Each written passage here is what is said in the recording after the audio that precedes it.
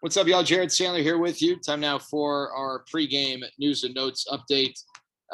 First of all, let's start with Josh Spores. Got his first career save last night or yesterday afternoon, I should say. He's been really, really good, and the fastball has been a key for him.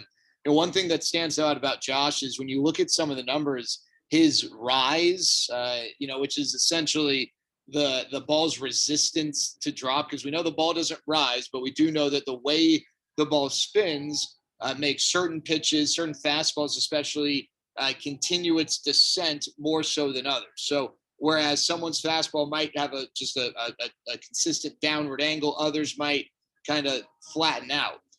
Rise is a good thing, or the lack of vertical drop is a good thing. And Josh Spores has the fifth shortest drop, or the fifth least amount of drop. I'm probably grammatically messing this up and can't think of the right word, but let's just say that his fastball stays on a upward plane as much as anyone. So Aroldis Chapman, James Karinchak, Garrett Cole are the only guys above him in that regard. So he's in some pretty good company, and the fastball has been really good. Opposing hitters hitting 120 off of it with a 160 slug. What's the key here for Josh Spores? Well, first of all, he said that he's always had a good fastball, but he really embraced some of the data, some of the numbers a few years ago that allowed him to make, day-to-day tweaks and really kind of give himself a proper gauge.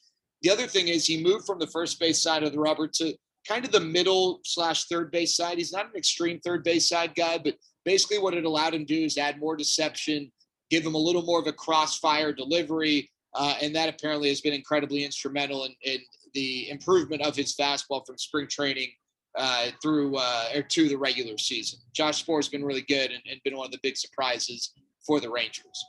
The Rangers are a game under 500. That's awesome. Hey, let's enjoy the ride. John Daniels spoke to the media earlier today, and he said, "Hey, we've given this team no limits, no expectations, no barriers. They're going to let them play. What happens, happens. They're going to keep the course, though. And it's very easy to let a winning streak or a nice stretch. The Rangers have taken 6 out of 8 to fire you up and get you to change course. Imagine if the Rangers were a game under 500 in mid-July, and maybe they're within striking distance of a playoff spot. But the reality is this is the first full true year of committing to this rebuild. And as much as I don't like saying this, and as much as you probably don't like hearing it, the key and what's most important is sticking to that. So that means the Rangers do not need to go out and be buyers at the deadline for someone who's going to go and help them for a couple months. The Rangers need to stick with the plan and maintain course. And that means letting these guys continue to play and also probably selling when the right deal, is appropriate.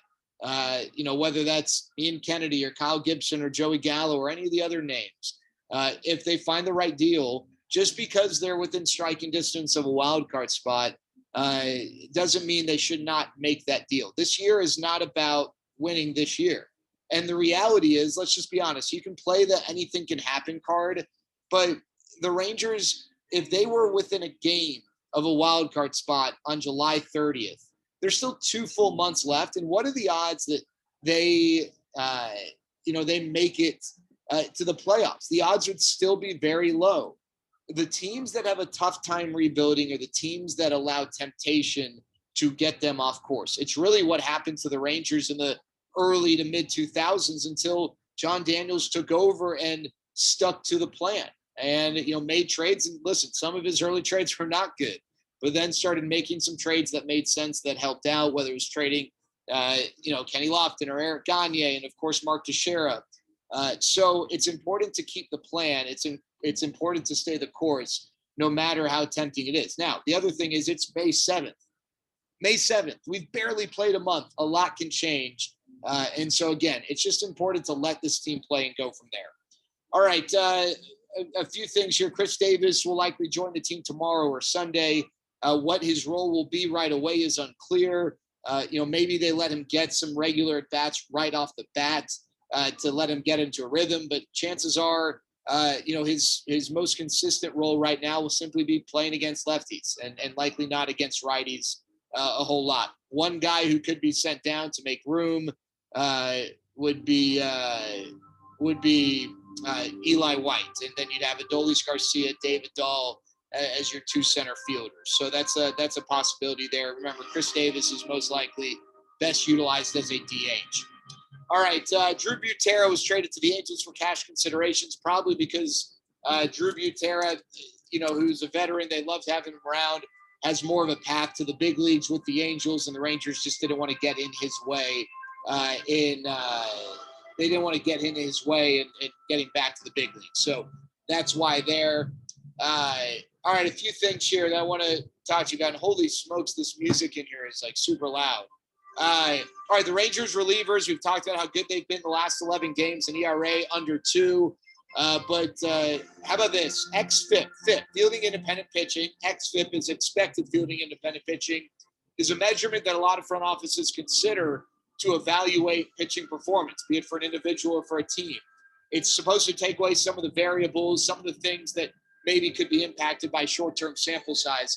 The Rangers bullpen is 4th in XFIP in Major League Baseball, just to give you an idea of how good they've been. Globe Life Field, a lot of talk about it being a pitcher's park. Well, Globe Life Field has yielded the 4th fewest runs per game, just 7 and change runs per game.